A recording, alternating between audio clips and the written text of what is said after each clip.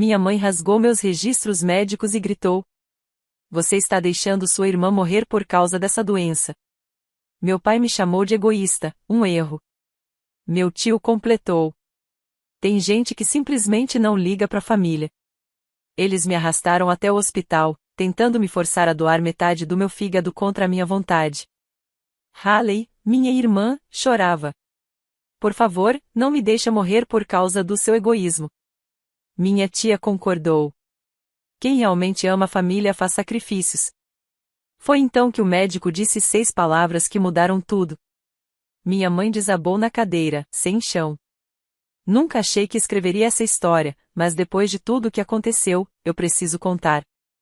Meu nome é Brooke, e essa é a história do dia em que minha família tentou me obrigar a doar parte do meu fígado para minha irmã, Haley, e como o plano deles saiu completamente pela culatra. Para entender, você precisa conhecer a dinâmica da minha família. Tenho 28 anos, sou a filha mais velha. Haley tem 25 e sempre foi a queridinha. Enquanto eu era estudiosa, prática e independente, Haley sempre foi encantadora, sociável e impulsiva. Eu escolhi seguir carreira em contabilidade. Ela virou influenciadora no Instagram. Meus pais, Cheryl e Wayne, sempre tiveram uma preferência por ela, e isso ficou claro durante toda a minha vida. Aos 23 anos, Haley foi diagnosticada com a doença de Wilson, uma condição genética rara que faz o cobre se acumular nos órgãos e, se não tratada, pode ser fatal. Mas a doença é controlável com remédios e uma dieta adequada. O problema? Haley nunca seguiu as orientações médicas.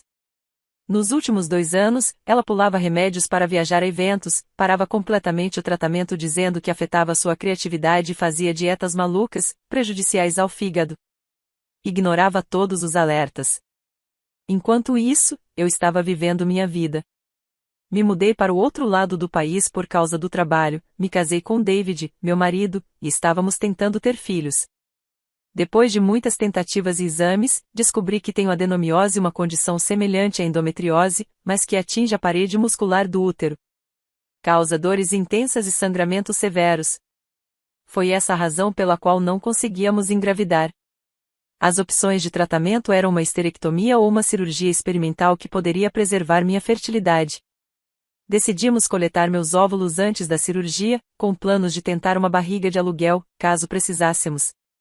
O procedimento estava marcado para o mês seguinte. Não contei nada à minha família.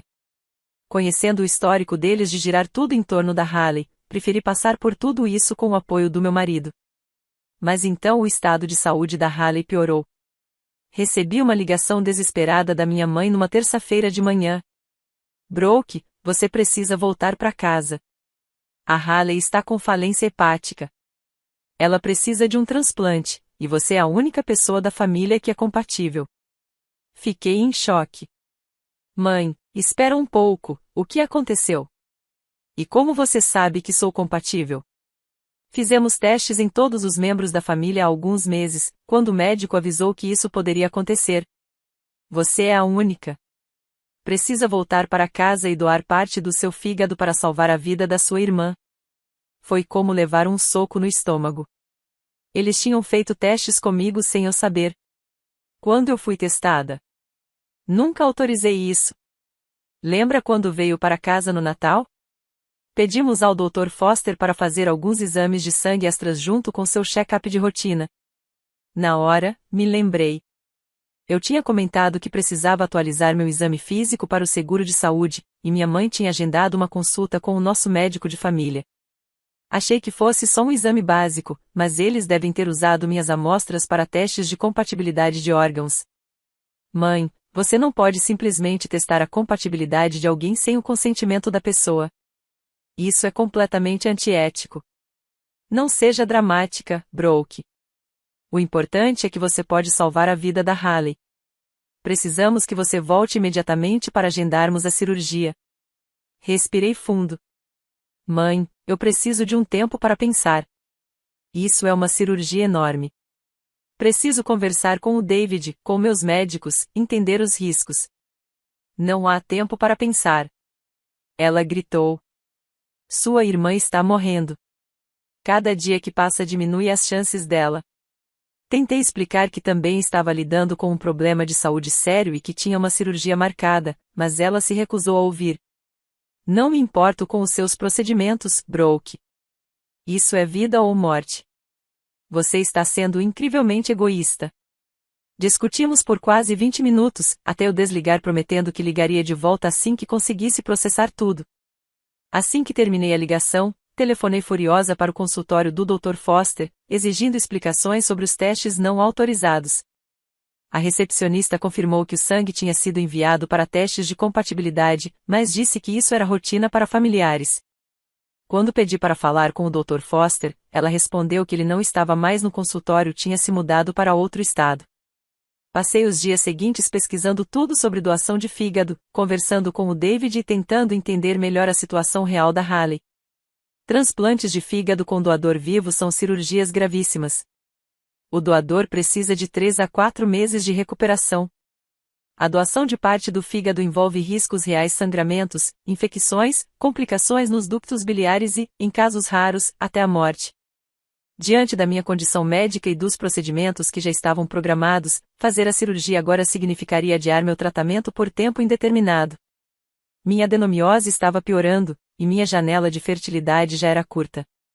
3 dias depois, liguei de volta para os meus pais, pronta para explicar minha decisão. Eu esperaria até concluir meus próprios tratamentos médicos antes de considerar qualquer doação. E aí o caos começou. Você vai deixar sua irmã morrer por causa de um procedimento eletivo? Minha mãe gritou. Mãe, isso não é eletivo. É uma condição médica séria que precisa de tratamento. Nada do que você tem é mais sério do que o que a Haley está enfrentando. Ela pode morrer, Brooke. Morrer? Você entende isso? Meu pai pegou o telefone. Brooke, tenho vergonha de te chamar de filha agora. A Haley sempre esteve ao lado da família e, quando ela mais precisa de você, você vira as costas. Pai, eu não estou abandonando ninguém. Só preciso cuidar da minha saúde primeiro e... depois pode ser tarde demais.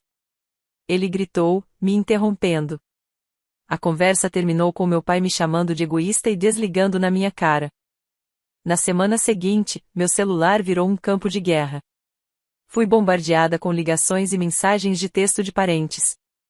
Meu tio Mark me ligou dizendo: tem gente que simplesmente não se importa com a família.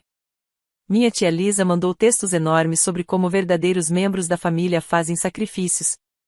As mensagens ficaram cada vez mais manipuladoras. Lisa começou a me mandar fotos da Haley criança, com legendas como: lembra quando ela te ajudou com as inscrições da faculdade? Ela sempre esteve ao seu lado.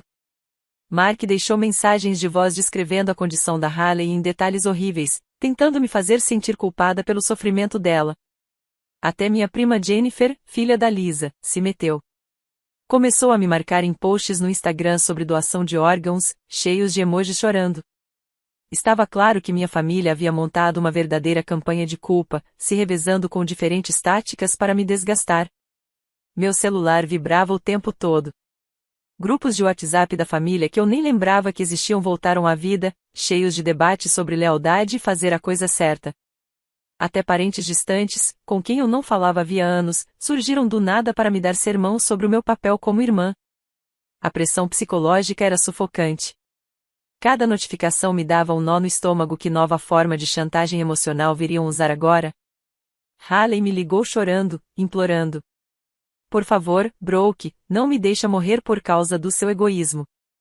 Eu tô com medo. Preciso da minha irmã mais velha. Foi de partir o coração. Mas eu permaneci firme. Expliquei, várias vezes, que não estava dizendo não para sempre, apenas precisava cuidar da minha saúde primeiro. A cirurgia para a adenomiose já estava marcada para o mês seguinte. Depois da recuperação, eu poderia reconsiderar a doação. Mas ninguém me ouvia. 2 semanas depois, recebi uma ligação. O estado da Haley havia piorado e ela estava internada. Minha mãe me implorou. Por favor, filha, volta para casa. Só para vê-la. Sem pressão sobre a cirurgia. Eu prometo. Contra o meu melhor julgamento, peguei um voo e voltei para casa. Mas assim que entrei na casa onde cresci, percebi que havia cometido um erro. Meus pais, o tio Mark, a tia Lisa e vários amigos da família estavam todos lá. O clima era pesado, tenso. Precisamos conversar, disse minha mãe, me levando direto para a sala de estar, onde todos estavam reunidos. Era uma intervenção. Um por um, começaram a falar. Diziam o quanto estavam decepcionados comigo, como Haley sempre foi uma filha exemplar, e como eu estava sendo egoísta e cruel. O tio Mark foi especialmente duro. Tem gente que simplesmente não se importa com a família, disse, com um olhar carregado de julgamento. Mas nunca imaginei que a minha própria sobrinha seria assim. Tentei, mais uma vez, explicar minha situação. Falei da minha condição, dos procedimentos médicos que eu precisava fazer, da urgência. Ninguém quis ouvir. Então fui até minha bolsa, peguei meus documentos médicos e comecei a mostrar, na esperança de que os fatos mudassem algo. Minha mãe arrancou os papéis da minha mão e, num gesto que eu nunca vou esquecer, os rasgou bem na minha frente. Você está deixando sua irmã morrer por causa dessa doença? Gritou, jogando os pedaços rasgados em mim. Chega de desculpas. Fiquei paralisada. Aqueles eram meus registros médicos oficiais, e ela os destruiu como se fossem lixo. Mãe, você acabou de destruir meus documentos. Eu não me importo com seus papéis. A Haley está morrendo. Meu pai apontou para mim com desprezo. Você é um erro egoísta, Brooke. Devíamos ter parado na Haley. A sala inteira explodiu em apoio àquela frase absurda. A Lisa balançava a cabeça com força. Famílias de verdade fazem sacrifícios. A Haley faria isso por você. Sem pensar duas vezes. Tentei sair dali, mas eles bloquearam a porta. Você não vai sair até aceitar ajudar sua irmã, disse meu tio Mark. E foi nesse momento que eles revelaram o verdadeiro plano. Eles já tinham entrado em contato com a equipe médica da Haley e agendado uma avaliação para a cirurgia. As consultas estavam marcadas. Só faltava a minha autorização. Vamos agora mesmo para o hospital, anunciou minha mãe. Você vai fazer a coisa certa e salvar a vida da sua irmã. Me recusei. Mas mesmo assim, eles me arrastaram até o carro. O tio Mark me segurou por um braço, meu pai pelo outro. Me forçaram a entrar no banco de trás, entre minha mãe e a tia Lisa, para que eu não pudesse sair. O trajeto até o hospital foi um pesadelo. No carro, a manipulação emocional continuava sem parar.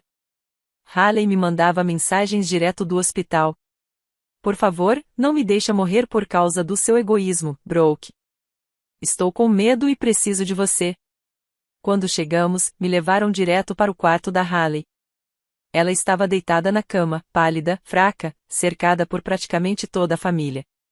Assim que me viu, começou a chorar. Brooke, graças a Deus que você veio.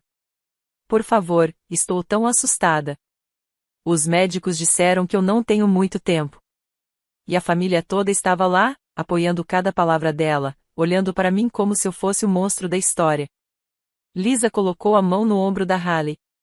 Famílias de verdade fazem sacrifícios, disse ela, olhando diretamente para mim. A Haley sempre foi generosa. Agora é a sua vez. Eles tinham armado toda aquela cena. Era uma encenação cuidadosamente planejada para me manipular, me pressionar e me forçar a dizer sim ali mesmo. O médico da Haley, Dr. Rodrigues, estava parado no corredor, com uma prancheta e os formulários de consentimento em mãos. Senhorita Brooke, lhe disse, se aproximando de mim, sua família já me explicou a situação. Podemos iniciar a avaliação imediatamente, se a senhora estiver pronta para prosseguir. Me senti encurralada. Todos me olhavam esperando a resposta certa. Haley chorava, e o peso da manipulação era sufocante. Quero ver os registros médicos reais da Haley, primeiro pedi. Preciso entender exatamente com o que estamos lidando. O Dr. Rodrigues assentiu e me entregou um tablet com o prontuário digital dela. Conforme eu lia, comecei a perceber que havia muitas inconsistências. Os exames de função hepática estavam ruins, sim, mas não compatíveis com um quadro de insuficiência hepática terminal. Os níveis de cobre estavam altos, mas não tão críticos quanto se esperaria em um caso grave da doença de Wilson. O mais preocupante, Havia anotações claras de não adesão à medicação e consumo contínuo de álcool, mesmo após repetidos alertas médicos. Dr. Rodrigues, falei, levantando os olhos do tablet, esses números não parecem de uma paciente em fase terminal. Ele pareceu desconfortável. Bom, doenças hepáticas podem ser complexas. Mas, segundo esses relatórios, a Haley não toma a medicação há meses e continua bebendo. Se ela começasse a se tratar corretamente e parasse de beber, a condição dela não melhoraria significativamente? A sala ficou em silêncio. O médico olhou nervosamente para os meus pais e para o restante da família.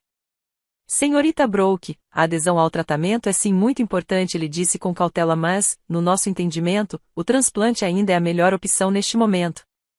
Continuei examinando os documentos e algo mais me chamou a atenção. Aqui diz que a Haley foi avaliada para entrar na lista oficial de transplantes, mas foi recusada. Por quê? O Dr. Rodrigues pareceu ainda mais desconfortável. Havia preocupações quanto à capacidade dela de seguir o regime pós-transplante. Que tipo de preocupações? Pacientes que não seguem os cuidados pré-transplante costumam ser considerados de alto risco para complicações após a cirurgia. O comitê achou que a Haley precisava demonstrar mais comprometimento com o tratamento antes de ser incluída na lista. Senti como se tivesse levado um golpe no estômago. Então, ela não pode entrar na fila oficial de transplantes porque não toma a medicação e continua bebendo, mas vocês querem que eu doe parte do meu fígado para ela? Minha família começou a falar todos ao mesmo tempo, tentando justificar, defender, apelar. Levantei a mão e interrompi. Dr. Rodrigues, se a Haley começasse a tomar os remédios direitinho e parasse com o álcool, qual seria o prognóstico? Ele ficou em silêncio por um longo tempo antes de responder. A doença de Wilson é altamente controlável com o tratamento adequado. Muitos pacientes vivem uma vida longa e saudável com a medicação correta e mudanças no estilo de vida. E se ela fizesse o transplante e continuasse a não seguir as orientações? O transplante provavelmente falharia em poucos anos, ele admitiu, sem rodeios. A sala permaneceu em um silêncio absoluto. Olhei para minha família, que evitava encontrar meu olhar. Então, deixe eu ver se entendi direito, comecei, lentamente. A Haley tem uma condição controlável, mas está optando por não controlá-la. Ela foi recusada na lista oficial de transplantes justamente por isso. E mesmo assim, vocês querem que eu me submeta a uma cirurgia de grande risco, doando parte do meu fígado, sabendo que, se ela não mudar de comportamento, o transplante vai falhar do mesmo jeito? Minha mãe tentou intervir. Brooke, não é tão simples assim. Na verdade, é exatamente tão simples assim, retruquei, levantando-me. Vocês mentiram para mim. A Haley não está morrendo por causa de uma progressão inevitável da doença. Ela está se destruindo sozinha, porque se recusa a seguir o tratamento. Haley começou a chorar mais alto. Brooke, por favor. Eu prometo que vou me cuidar, que vou tomar os remédios direitinho. Você vem prometendo isso há 3 anos, Haley. E teve todas as chances do mundo para melhorar, mas escolheu não mudar. Meu pai se levantou, irritado. Não ouse culpar a Haley por estar doente. Eu não estou culpando ela pela doença, respondi com firmeza. Estou dizendo que ela está escolhendo não tratar a própria condição. E vocês querem que eu arrisque minha vida, meu futuro, para apoiar essa escolha? Foi nesse momento que o Dr. Rodrigues quebrou o silêncio com 6 palavras que mudaram tudo. Na verdade, há algo mais que vocês precisam saber. Todos se viraram para encará-lo. Ele parecia visivelmente desconfortável, mas continuou. Os exames de sangue da Haley da semana passada mostram uma melhora significativa. A função hepática dela tem melhorado desde que foi internada, e temos acompanhado sua adesão ao tratamento. A sala ficou em completo silêncio. Como assim? Minha mãe perguntou, atônita. Quero dizer que, com a medicação tomada corretamente e sem o consumo de álcool, o fígado da Haley está se recuperando. Se ela continuar nesse ritmo, talvez nem precise mais do transplante. Minha mãe desabou na cadeira, com o rosto completamente pálido. Mas, você disse que ela estava morrendo, murmurou. O Dr. Rodrigues olhou para cada um de nós, visivelmente constrangido. Eu disse que, sem intervenção, a condição poderia se tornar fatal. A intervenção que recomendamos foi adesão ao tratamento e mudanças no estilo de vida, não necessariamente um transplante. Mas a família insistiu em seguir pela via do transplante. Eu encarei minha família, incrédula. Vocês sabiam disso, não sabiam? Minha mãe desviou o olhar, sem conseguir me encarar. Nós achamos que o transplante seria uma garantia. Com os remédios, sempre existe o risco de ela parar de tomar de novo. Então vocês decidiram me manipular para passar por uma cirurgia de grande risco como plano B para a irresponsabilidade da Haley? O silêncio foi tão pesado que doía. Tio Mark tentou aliviar. Brooke, mesmo que ela não precise agora, fazer o transplante daria uma segurança maior para Haley, entende? Você tá louco? Explode. Você quer que eu doe parte do meu fígado como se fosse uma apólice de seguro? Minha voz tremia de raiva. Você tem ideia do que me fez passar? Do que isso me custou? Pensei na cirurgia que eu mesma tive que adiar por causa de toda essa confusão. Nos tratamentos de fertilidade que o David e eu colocamos em pausa. Nos registros médicos rasgados, na manipulação emocional, nas mentiras. Chega! Declarei. Acabou pra mim. Com todos vocês. Comecei a andar em direção à porta, mas então ouvi Haley gritar atrás de mim. Brooke, espera. Me desculpa. Eu não sabia que eles também estavam mentindo pra você. Me virei devagar. Do que você tá falando? Haley olhou para os nossos pais com os olhos cheios de lágrimas. Eles me disseram que você já tinha aceitado fazer a cirurgia. Disseram que você queria ajudar, mas estava com medo do procedimento. Falaram que você só precisava de um empurrãozinho, porque estava ansiosa demais para decidir sozinha. Senti um peso no peito. Eles tinham manipulado até a Haley, fazendo ela acreditar que eu já estava disposta, só precisava de convencimento. Eles também me disseram que, se eu não parecesse doente o suficiente, você poderia mudar de ideia, continuou ela. Então, eu parei de tomar a medicação por algumas semanas para garantir que meus exames saíssem ruins. Minha mãe soltou um engasgo. Haley, não. Não acredito que fez isso. Foi você que me disse para fazer isso. Rebateu Haley, chorando. Você disse que a Brooke precisava ver a gravidade da situação. A dimensão da manipulação deles finalmente ficou clara. Fizeram Haley se sabotar de propósito só para tentar me obrigar a aceitar a cirurgia. Dr. Rodrigues estava horrorizado. Senhora Patterson, ele disse com a voz firme, a senhora incentivou sua filha a parar com a medicação? Minha mãe começou a recuar, nervosa, mas o estrago já estava feito. Olhei para aquela sala. Para aquelas pessoas que deveriam me amar e me proteger. E percebi que estavam dispostos a arriscar a saúde da Haley e a minha só para se sentirem mais tranquilos. Eu tô indo embora, falei, firme. E não quero que nenhum de vocês entre em contato comigo de novo. Brooke, por favor, começou meu pai. Não. Você me chamou de egoísta. Você rasgou meus registros médicos. Vocês me manipularam, colocaram a saúde da Haley em risco, tentaram me forçar a fazer uma cirurgia sem o meu consentimento. Acabou. Acabou de verdade. Saí do quarto de hospital sem olhar para trás. Mas o drama ainda não tinha terminado. Enquanto eu caminhava pelo corredor, ouvi passos apressados atrás de mim. Era o tio Mark tentando me alcançar. Brooke, espera. Você está sendo irracional. A Haley ainda está doente, mesmo melhorando. Você não acha que devia pelo menos considerar? Me virei tão rápido que ele quase bateu em mim. Eu não devo nada a ninguém, tio Mark. Muito menos para quem mente e tenta me manipular para fazer uma cirurgia. Nós não estávamos mentindo, só estávamos. Só estavam o quê? Tentando me enganar para doar órgãos? Você tá ouvindo o que tá dizendo? Algumas pessoas no corredor começaram a olhar. Tio Mark corou, mas insistiu. Seus pais estão arrasados. Eles só queriam ajudar a Haley. Ajudar? Roubando meus registros médicos? Me fazendo passar por exames sem consentimento? Me arrastando para cá contra a minha vontade? Minha voz estava cada vez mais alta. Isso não é ajuda. É abuso. Você tá exagerando.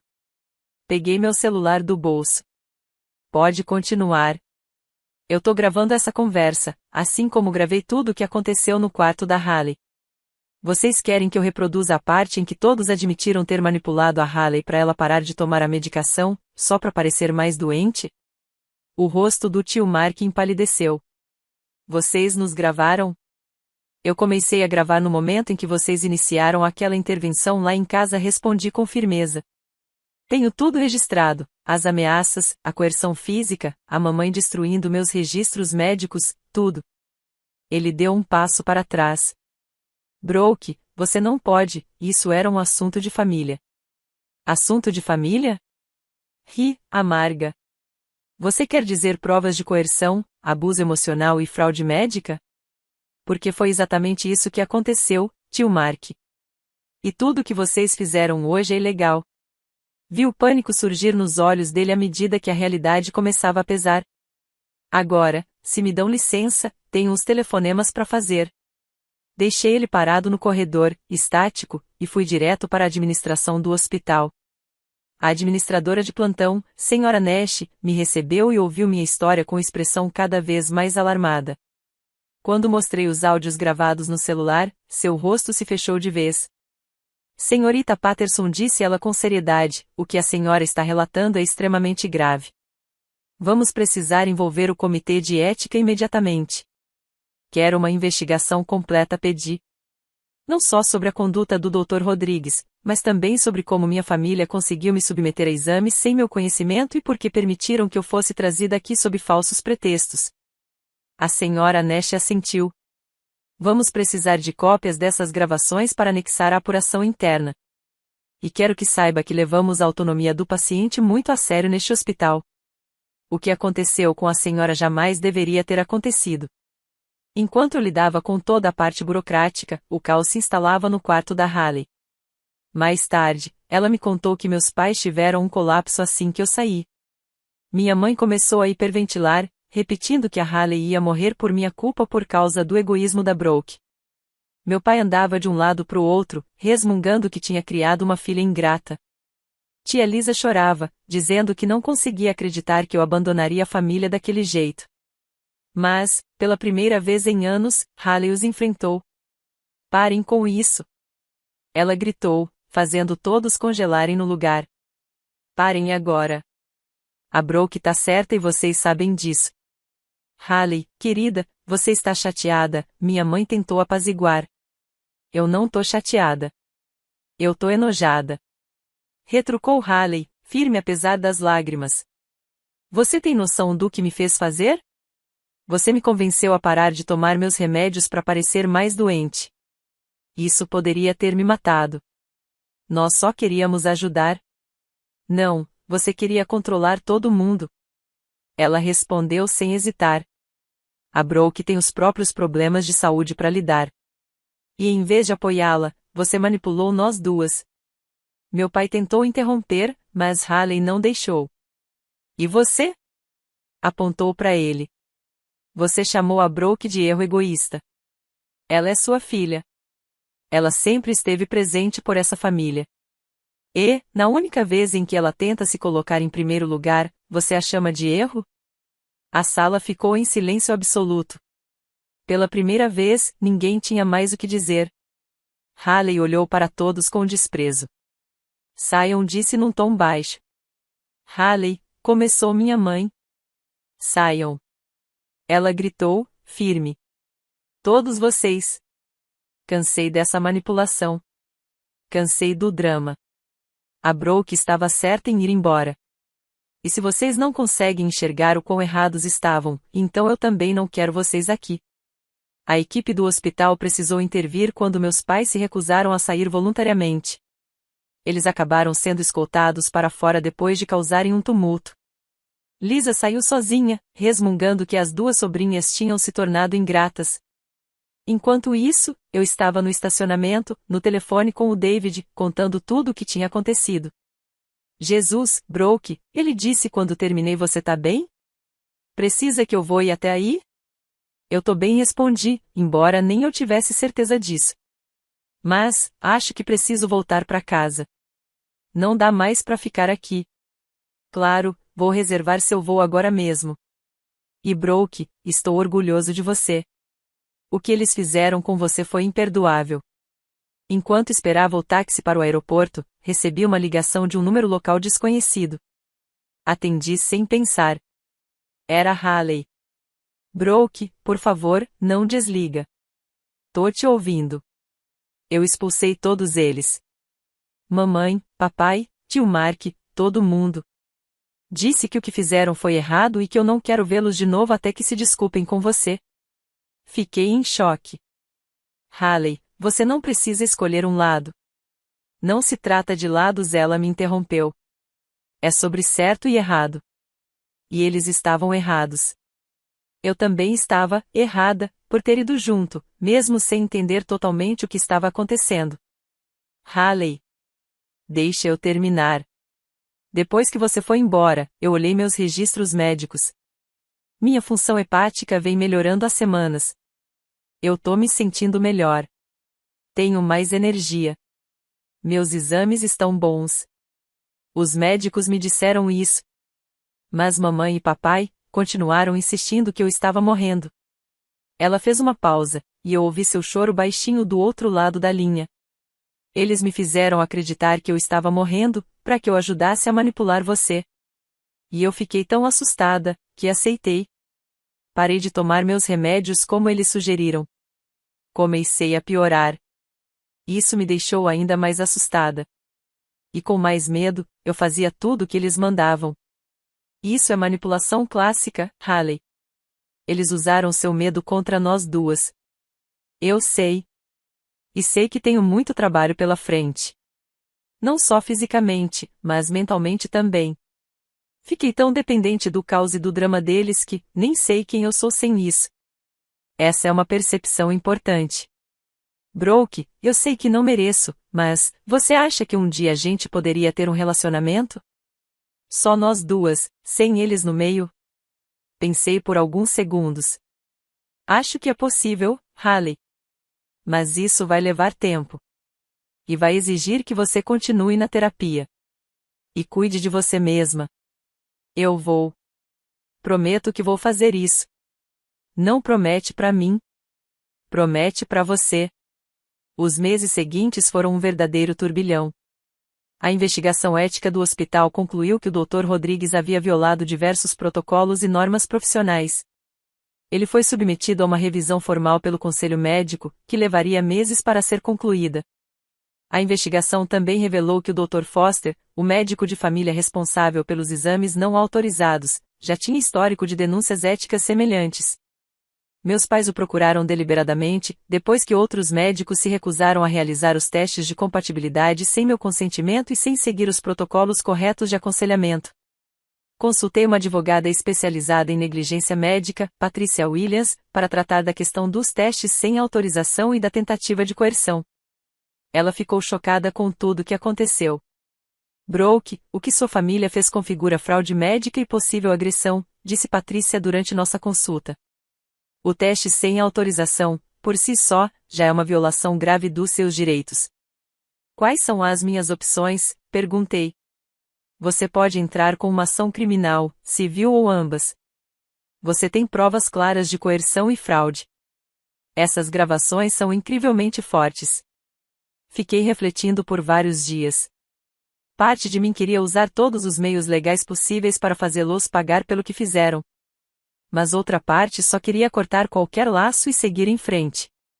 Quero enviar uma carta de cessação e desistência. Quero deixar claro que o que eles fizeram foi ilegal e que devem ficar longe de mim.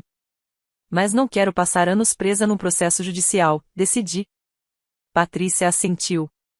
É uma escolha sensata. Às vezes, só a ameaça de ação legal já faz as pessoas repensarem o que fizeram. A carta que ela redigiu para minha família foi direta e implacável. Detalhava todas as possíveis violações legais e éticas que cometeram, e deixava claro que qualquer novo contato comigo resultaria em ação judicial imediata. Tio Mark e tia Lisa também receberam cópias, já que participaram da coerção e manipulação física. A resposta veio rápido, e foi exatamente o que eu esperava. Meus pais contrataram um advogado que tentou argumentar que tudo o que fizeram foi por amor e preocupação com Haley. Patrícia respondeu com firmeza: intenção não anula ilegalidade. O que fizeram ainda é fraude, coerção e agressão, que independentemente das razões que alegam. Enquanto isso, Haley estava realmente melhorando.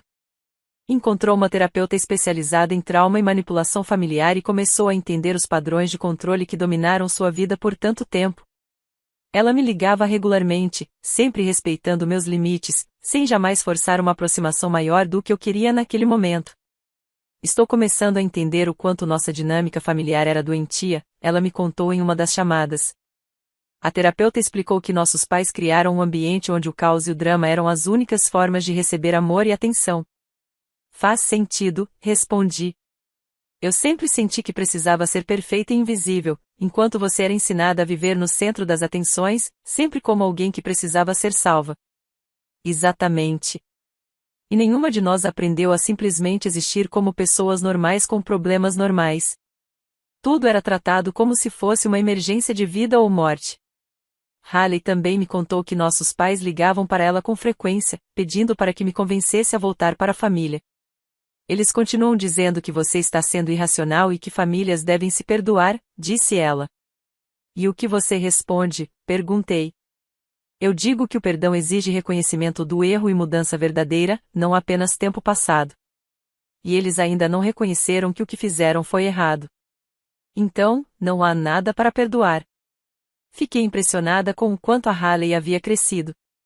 A irmã com quem cresci jamais teria conseguido expressar algo assim com tanta clareza, muito menos enfrentar nossos pais. Mas as consequências não demoraram a chegar, e foram severas. Fui diretamente à administração do hospital e denunciei tudo o que havia acontecido. O Dr. Rodrigues passou por uma investigação ética por ter participado da manipulação, e o hospital foi obrigado a revisar completamente seus procedimentos internos. Também procurei um advogado sobre os testes feitos sem meu consentimento e sobre a tentativa de me forçar a realizar uma cirurgia. No fim, decidimos não seguir com uma ação judicial, mas a carta enviada por ele à minha família deixou claro que eles haviam ultrapassado limites legais e éticos sérios. Além disso, entrei em contato com a assistente social do hospital onde Haley estava internada para relatar que nossos pais a estavam incentivando a abandonar o tratamento. Isso resultou numa avaliação e numa intervenção psiquiátrica das quais ela precisava com urgência. Mas a parte mais gratificante de tudo isso aconteceu sem que eu precisasse fazer nada. Ao finalmente receber apoio médico e psicológico adequado, Haley passou a enxergar o quanto nossa família era tóxica. Ela começou a tomar os remédios corretamente, largou a bebida e iniciou terapia para tratar as causas mais profundas do comportamento dela.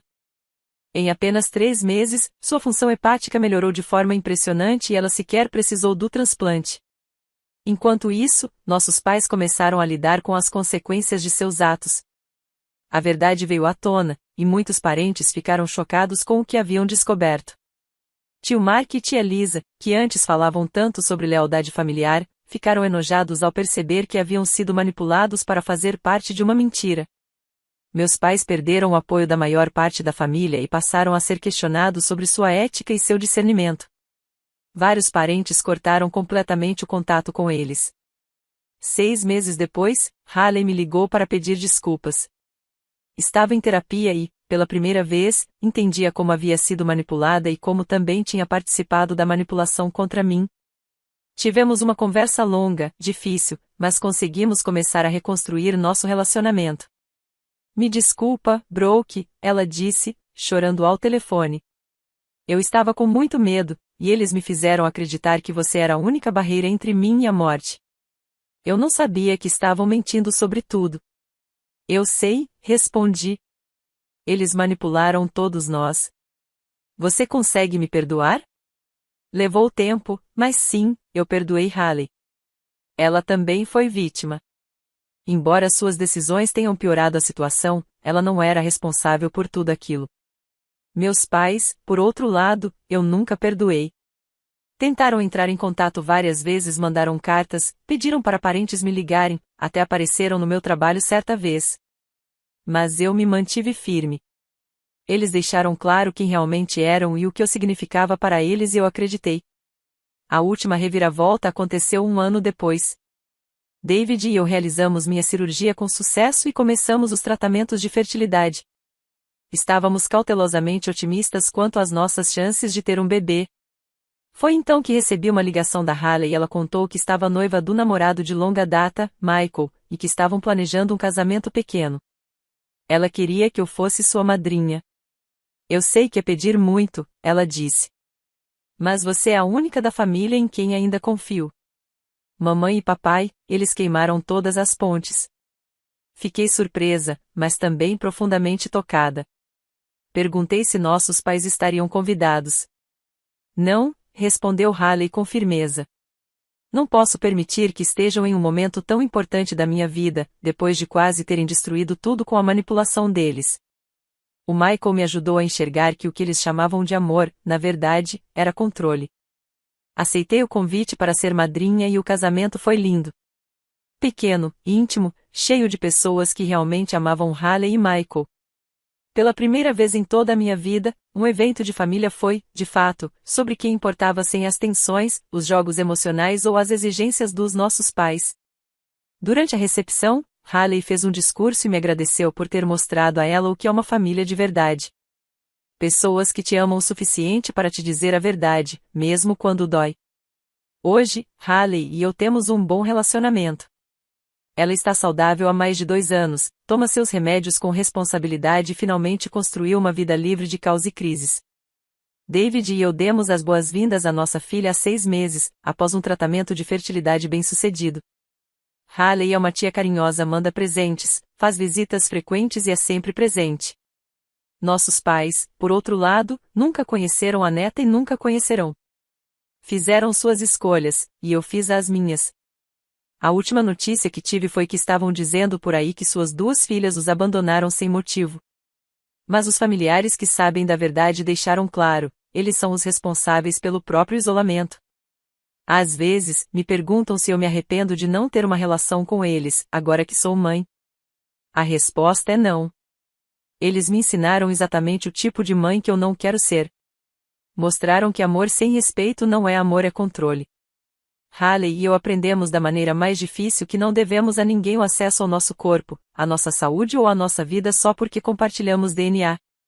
Família de verdade não manipula, não mente, e não força ninguém a se sacrificar para manter aparências. As 6 palavras que mudaram tudo não foram só sobre a recuperação da Hayley. Foram sobre a verdade vindo à tona, e sobre nós finalmente enxergarmos quem nossos pais realmente eram.